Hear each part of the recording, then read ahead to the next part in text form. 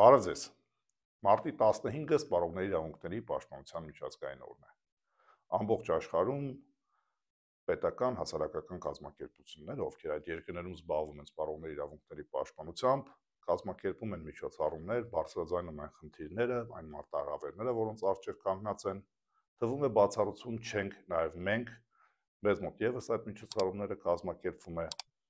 բայց ցավոք սրտի ձևի եւ բովանդակության տեսանկյունից աշխարհի ռիթմի տեսանկյունից անալիքները շատ են։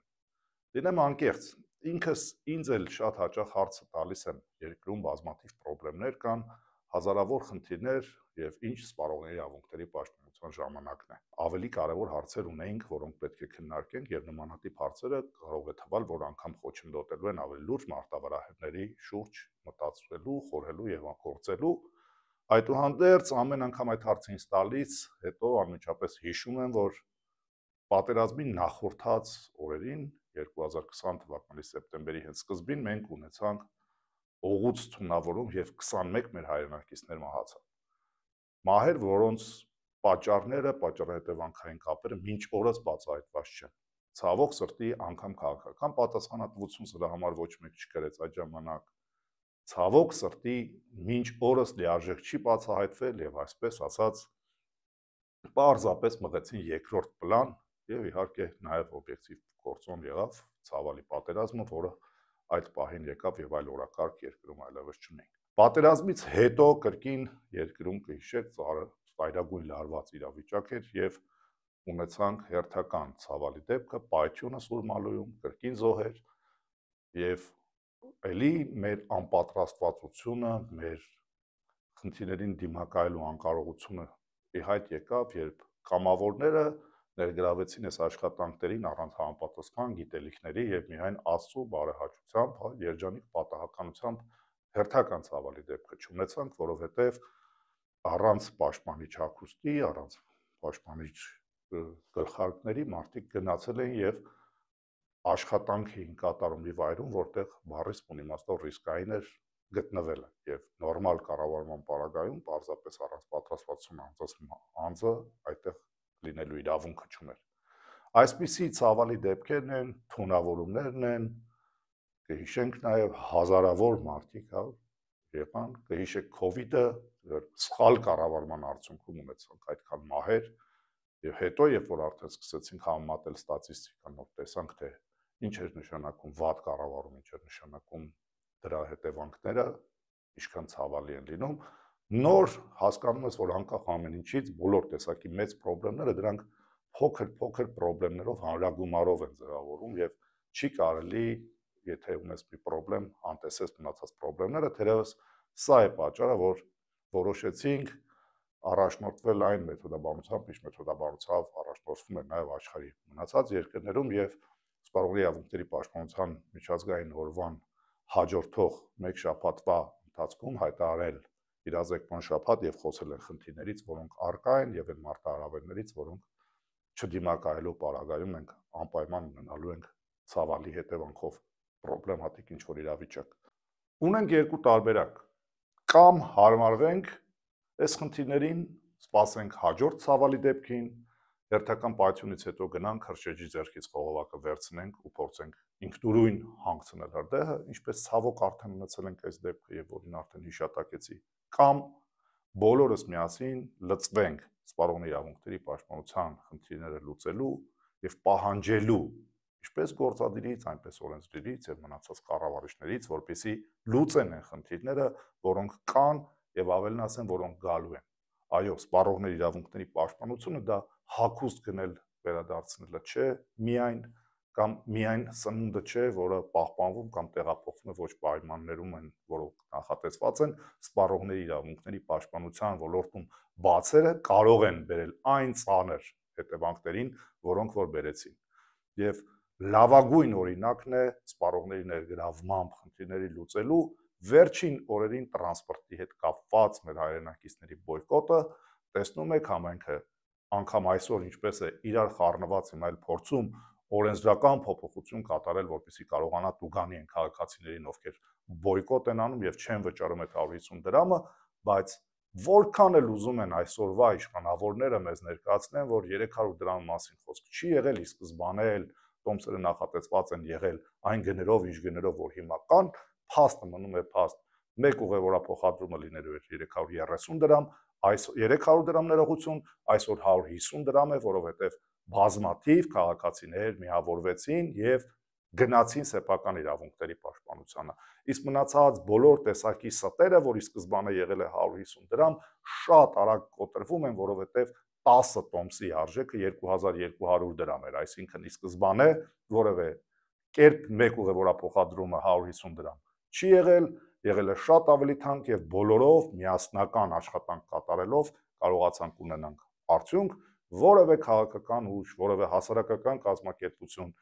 չի կարող միայն իրեն վերագրել այս գործընթացը, որովհետև գործընթացը հաջողվեց մեր բոլոր հայրենակիցների, մեր քաղաքացիների գործընթացին մասնակից դառնալով։ Այս օրինակը լավագույնն է, որը գալիս է ապացուցելու, որ պրոակտիվ սպառողի ինստիտուտը ձևավորելով մենք կարող ենք հասնել հաջողության, իսկ ինչ է պետք դրա համար։ Պետք է լինենք իրազեկ, որպեսզի որևէ մեկի սուտը մեզ այսպես ասած չմոլորեցնի,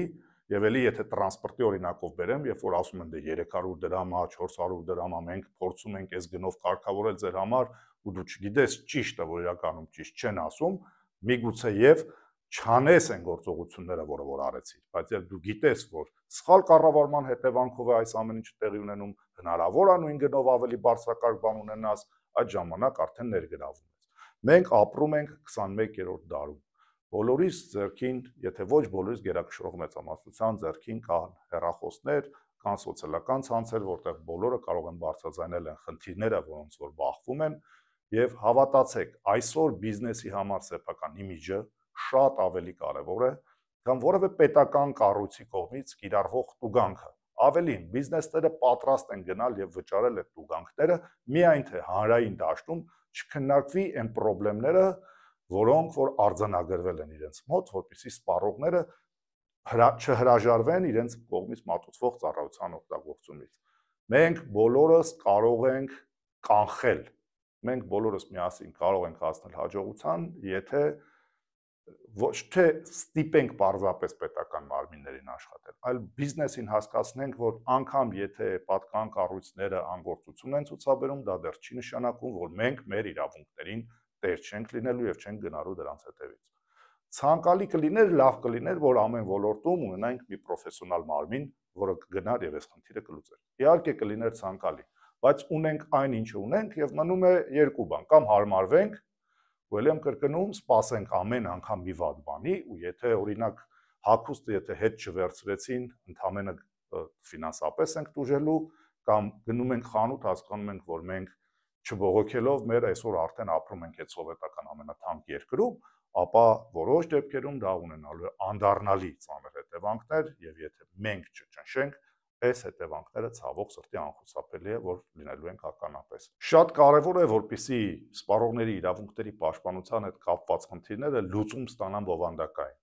որովհետև մենք ապրում ենք մի իրականության մեջ եւ ձևի եւ բովանդակության մեջ շատ դեպքերում ձևը գերակայում է բովանդակությանը եւ սրա լավագույն օրինակներից մեկը վերջերս հանրային ծառայությունների կողմից ընդունված որոշումն էր, համաձայն որի եթե էլեկտրաէներգիայի անջատումներ են, սպառողը ստանալու է փոխհատուցում։ Թվում է մինչ այժմ մենք չունենք փոխհատուցման ինստիտուտ, այլևս ունենք եւ սա դրական քայլ է, բայց սա միայն առաջին հայացքից։ Ինչու, որովհետեւ երբ արդեն խորանում ենք բովանդակության մեջ, տեսնում ենք, որ մայրաքաղաքում 10 անգամ, իսկ մարզերում 15 անգամ ամսվա մեջ անջատումից հետո միայն սպառողը կարող է դիմել փոխհատուցման համար։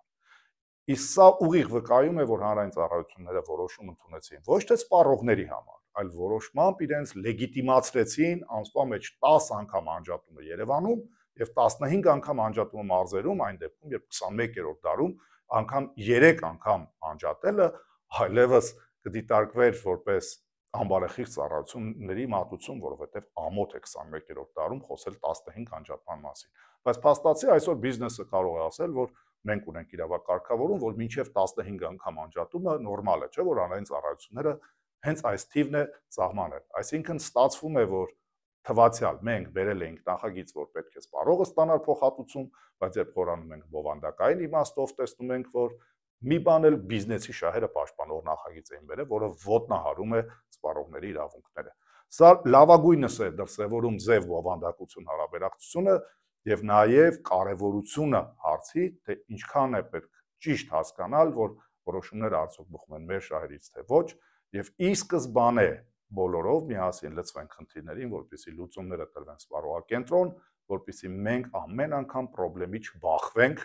հետո նոր ասենք վայ, այսինչ եղավ եւ ինչու եղավ, արդեն խորանանք դրանց պատճառներից։ Խոսենք շաբաթվա ընթացքում սպառողների իրավունքների